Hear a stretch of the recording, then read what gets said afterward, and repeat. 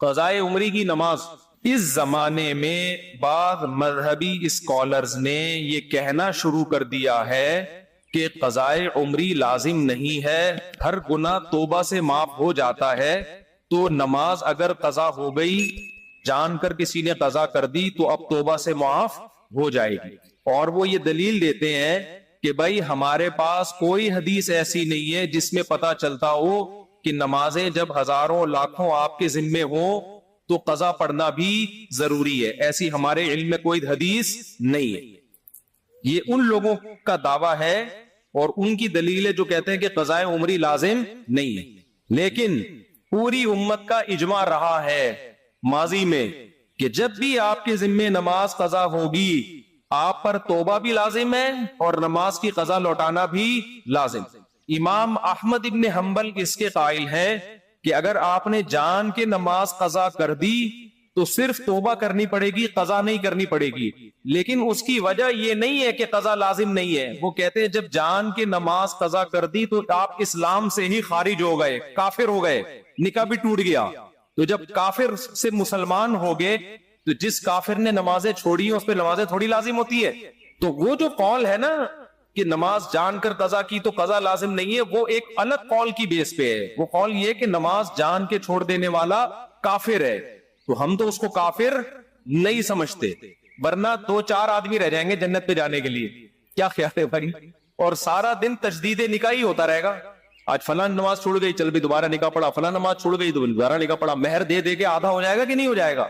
تو اس لیے ہم تو جمہور کے قول کو لیتے ہیں, امام ابو حنیفہ کے, امام شافعی کے, امام مالک کے قول کو لیتے ہیں کہ نماز جان کر قضا کر دینے سے کافر ہونے کے قریب تو ہو جاتا ہے لیکن کافر نہیں ہوتا. تو جب آپ اس قول کو لیتے ہیں تو پھر اس قول میں تو یہ ہے کہ جب آپ نے جان کے نماز چھوڑی تو آپ مسلمان ہی ہیں. اب جب آپ دوبارہ توبہ کریں گے تو توبہ بھی کرنی پڑے گی اور نمازیں لوٹانی بھی پڑیں گی. تو جو لوگ یہ دلیل دیتے ہیں نا کہ اس کی کیا دلیل ہے کہ اتنے سالوں کی نمازیں قضا پڑھانی پڑیں گی, قضا لوٹانی پڑیں گی, آپ ان سے پوچھا کرو کہ اس کی کیا دلیل ہے کہ نہیں لوٹانی پڑیں گی. دلیل ہمیشہ اس سے پوچھی جاتی ہے جو دعویٰ کرتا ہے.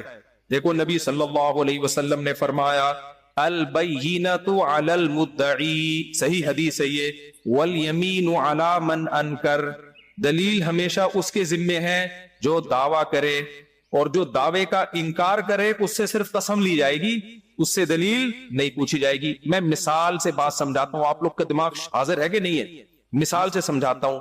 آپ کا نام کیا ہے؟ امیر حمزہ صاحب. میں نے کورٹ میں کیس کیا کہ امیر حمزہ نے مجھ سے 2 لاکھ روپے لے کے کھا گیا ہے, دے نہیں رہا. امیر حمزہ 2 لاکھ روپے لے کے مجھ سے کھا گیا, دے نہیں رہا. میں ان کو کورٹ میں گھسیٹ کے لے گیا. کورٹ نے پوچھا امیر حمزہ کیا تو نے مفتی صاحب سے 2 لاکھ روپے لیے؟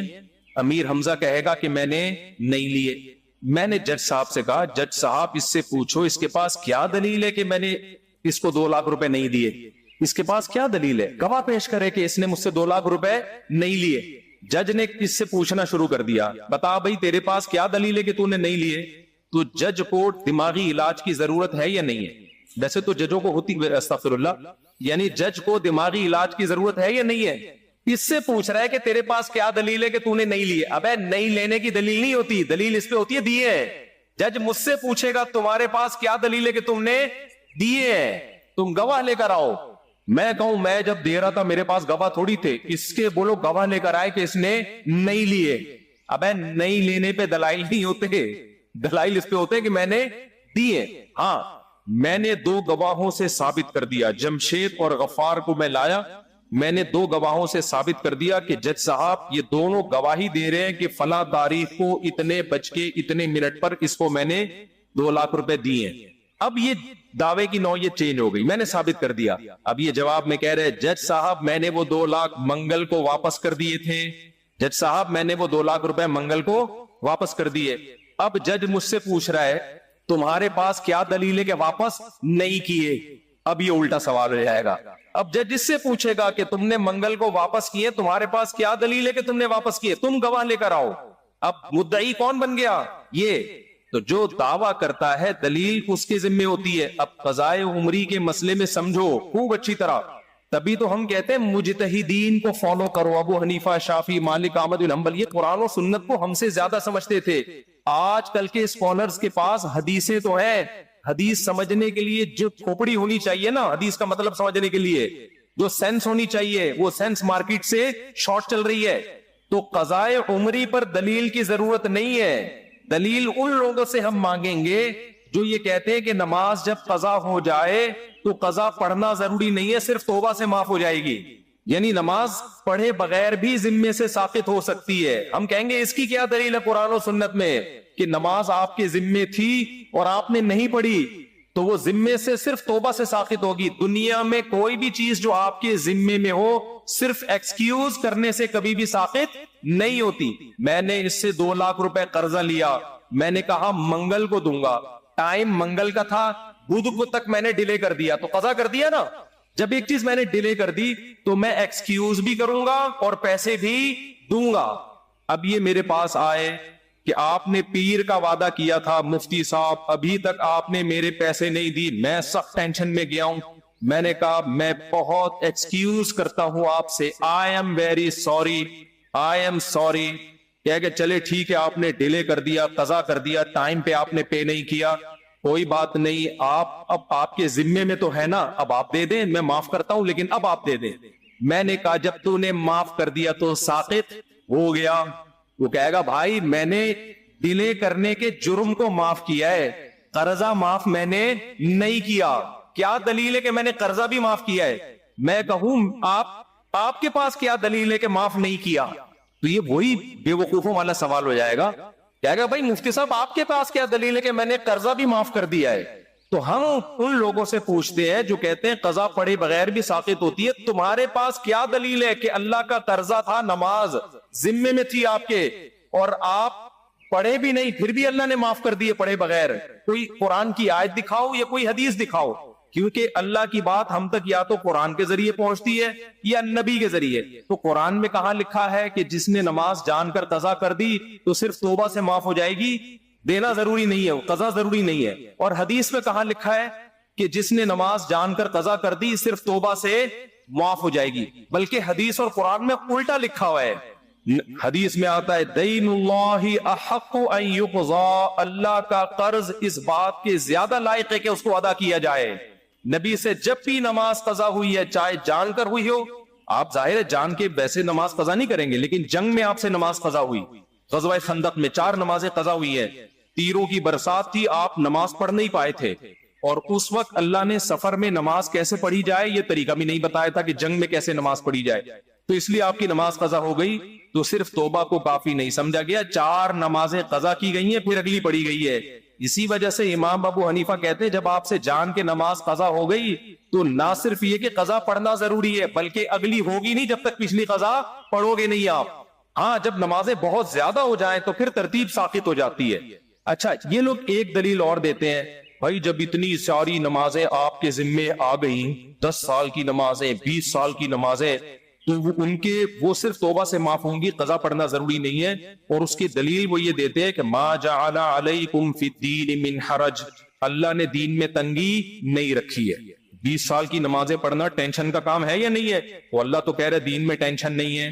اس کا جواب یہ میرے بھائی کہ ہم اگر یہ کہہ رہے ہوتے نا 10 سال کی نمازیں ایک دن میں کمپلیٹ کر لے پھر ٹینشن ہوتی، علماء تو کہتے ہیں 10 سال کی نمازیں 10 سال میں کمپلیٹ کر لو میرے بھائی۔ اس کی مثال ہے آپ پہ 1 کروڑ کا قرضہ آ گیا، آپ نے کہا تھا منگل کو دوں گا، اب آپ دے نہیں رہے، تو جج کہتا ہے قسطوں میں دے دے بھائی۔ جج یہ تھوڑی کہے گا کہ معاف، کیونکہ قرضہ زیادہ ہے لہذا معاف۔ جج کہے گا جتنی گنجائش ہے سورس آف انکم دکھاؤ اور اپنے ایکسپینسز دکھاؤ، اتنا بچ رہا ہے نا، یہ جو بچ رہا ہے نا یہ منتھلی ماہانہ کر کر کے دے دے۔ پوری دنیا میں لا یہی ہے کہ قسطیں باندھی جاتی، معاف نہیں کیا جاتا۔ معاف جب ہی ہوگا جب صاحب حق معاف کر دے۔ تو جب اللہ کہتے کہ میں نے نماز ساقط کر دی ہے، ہم کہیں گے بھائی نماز ساقط ہو گئی ہے، لیکن اب تک کی رپورٹ کے مطابق اللہ نے ایسا کچھ کہا نہیں ہے، نہ اللہ نے کہا ہے نہ اللہ کے نبی نے کہا۔ تو حرج جب ہوتا جب علماء یہ کہتے کہ ایک ہی دن میں ساری نمازیں پڑھی جائیں گی، ایک دن میں نہیں، 10 سال کی نمازیں آپ کتنے دن میں پڑھے؟ 10 سال میں پڑھے، ہر نماز کے ساتھ ایک قضا کرنے۔ سمجھتے ہو کہ نہیں سمجھتے ہو؟ چلو بھائی اگلا سوال، اچھا میرے ہاتھ میں گزارش ہے کہ ایک بندے کو بیماری کی وجہ سے ختنہ کرانے سے روکا گیا تو اس کی کمائی کا کیا حکم ہے؟ آئے بھائی، ختنے کا کمائی سے کوئی تعلق نہیں ہے. ایک آدمی نے ختنے کی، ایک قریبی دوست کو دعوت میں نہیں بلا سکا. ایک آدمی نے ختنے کی، قریبی دوست کو دعوت میں نہیں بلا، وہ ناراض ہو گیا تو وہ گیا ہمارے حضرت کے کسی استاذ یا والد صاحب کے پاس. ہمارے حضرت مفتی رشید احمد صاحب کے والد جو تھے نا بڑے خوش مزاج تھے، تو جا کے کہنے لگا اس نے ختنے کی دعوت کی، مجھے بھی نہیں بلایا. حضرت کے والد نے فرمایا اتنی سی بوٹی تھی، کس کس کو کھلاتا میرے بھائی؟ اتنی سی بوٹی کس کس کو کھلاتا؟ شوگر کر نہیں بلایا. جی شادی کے لیے دعا. اچھا میرے بھائی، جس کے ذمہ قضا نمازیں ہوں اور رکاوٹ نہ کر سکتا ہو کتنے دن میں، تو کتنے دن ادا کرے؟ بھائی روزانہ ایک دن کی کم از کم نماز قضا کرے.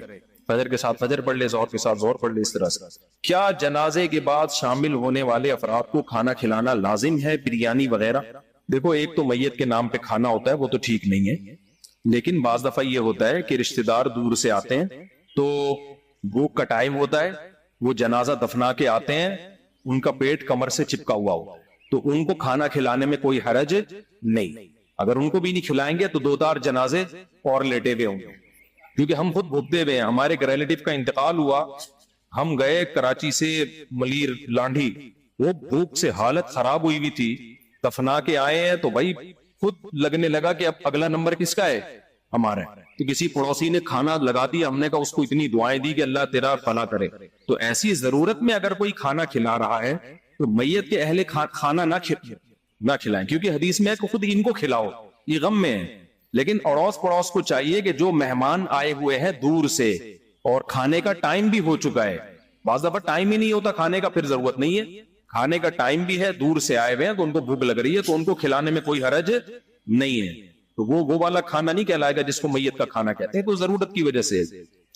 قرآن پاک میں ہے لیس علیکم ان تاکلوا جمیعا، اس سے معلوم ہوتا ہے کہ ساتھ کھانا اور اکیلے کھانے میں کوئی فرق نہیں ہے. اور حدیث میں ہے کلوا جمیعا ولا تتفرقوا، مطلب ایک ساتھ کھاؤ.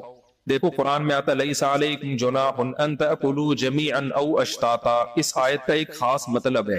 جب یہ آیت نازل ہوئی نا کہ کسی کا مال ناحق طریقے سے مت کھاؤ، بہت شدید وعید ہے اسلام میں اس پر کہ کسی کا ایک نوالا بھی آپ حرام نہیں کھا سکتے. تو صحابہ ڈر گئے، انہوں نے کہا ہم تو رشتہ داروں کے ہاں جا کے مل جل کے کھاتے ہیں، تو ایسا نہ ہو کہ 2 نوالے ہم زیادہ کھا لیں، جتنا حق بنتا ہو اس سے ہم زیادہ کھا لیں. تو گھروں میں جا کے انسان بے تکلف ہو کے کھاتا ہے اپنے چچا خالہ پھوپھی ماموں کے گھر نا. تو قرآن نے خوف کو ختم کر دیا کہ نہیں بھائی یہ تو تمہارے ریلیٹیو ہیں، ان کے گھر جا کے کھانے میں کوئی حرج نہیں ہے، وہاں کوئی نوالے گنتا تھوڑی ہے. تو لیس علیکم جناح ان تاکلوا جمیعا او اشتاتا، انڈیویجولی بھی کھا سکتے ہو انفرادی طور پر، اور مل جل کے بھی کھا سکتے ہو. اس میں کوئی 2 نوالے زیادہ کھا لیے کسی نے کم، اس سے کوئی فرق نہیں پڑتا. تو یہ تو ایک مسئلہ بیان کیا گیا کہ جائز ہے. باقی حدیث میں ترغیب ہے کہ اکٹھے کھانا یہ زیادہ بہتر ہے، اس سے برکت ہوتی ہے، محبت بڑھتی ہے. انگریزوں میں کیا ہو گیا ہے، محبت مارکیٹ سے شارٹ. ہر آدمی اخپل طریقے سے بس انڈیویجولی بیٹھ کے کہیں کھا رہا ہوگا. گھروں میں بھی اب دیکھو پہلے دسترخوان لگتا تھا، سب مل کے کھاتے تھے. اب کیا ہوتا ہے کچن سے سب نے اپنے سالن نکالا، کوئی ادھر صوفے کے نیچے گھسا ہوا ہے، کوئی بیڈ کے نیچے گھسا ہوا ہے، کوئی کچن میں گھسا ہوا ہے، ہر آدمی اپنے طریقے سے. تو اس سے محبتیں کیا ہوتی ہیں، ختم ہوتی ہیں. تو یہ غلط طریقہ ہے نا. باقی جائز یہ بھی ہے، سب طرح سے جائز ہے. کھانے کو فوکس کرو، طریقے کو فوکس مت کرو. شادی کی اور میری بیوی اچھی تھی، میں اس کے پاس ایک بار رہا، جب وہ ٹھیک تھی اب وہ میرے گھر کیا بول رہے بھائی چلی گئی اور عدالتی کھلا طلاق لینا چاہتی ہے. مجھ پہ کیس کیا ہے، کیا عدالتی طلاق ہو جاتی ہے؟ میں اس طلاق یا خلا پہ راضی نہیں ہوں، اور کیا حق میں ہے. دیکھو اگر شوہر بیوی کے بیسک حقوق ادا کر رہا ہے، بیسک میں اس لیے کہتا ہوں تھوڑی بہت اونچ نیچ ہر گھر میں ہوتی ہے، فرشتہ نہ عورت ہوتی ہے نہ مرد ہوتا ہے، تھوڑی بہت اونچ نیچ تو ہر گھر میں ہو رہی ہوتی ہے. بیسک بنیادی حقوق اگر بیوی کے ادا کر رہا ہے اور پھر بھی بیوی شوہر کے ساتھ نہیں رہنا چاہتی، تو شریعت نے عورت کو خلا کا حق دیا ہے. اس کا مطلب کیا ہے؟ مطلب یہ ہے کہ اگر کوئی وجہ ہے جس کی وجہ سے اس کو شوہر سے نفرت ہو گئی ہے، تو شریعت نے اس کو یہ رائٹ دیا ہے کہ وہ شوہر سے ڈیورس کا مطالبہ کر سکتی ہے کہ میرا مہر واپس لے لو اور میری جان چھوڑ دو. دے گا شوہر ہی طلاق، نہیں دے گا تو وہ نکاح ختم نہیں کر سکتا. پھر وہ کورٹ بھی جا سکتی ہے، کیونکہ بعض دفعہ شوہر بیوی کی بات کو سیریس نہیں لے رہا ہوتا، وہ سمجھتا ہے مذاق کر رہی ہے، مذاق کے موڈ میں ہے۔ تو جب کورٹ کا دروازہ کھٹکھٹائے گی اور کورٹ شوہر کو نوٹس بھیجے گی کہ تمہاری بیوی تم سے علیحدگی چاہتی ہے، مہر واپس کرنے کے لیے تیار ہے، تمہارا جو خرچہ ہوا تھا مہر کا وہ واپس دے گی اور تم اس کو خلا دے دو،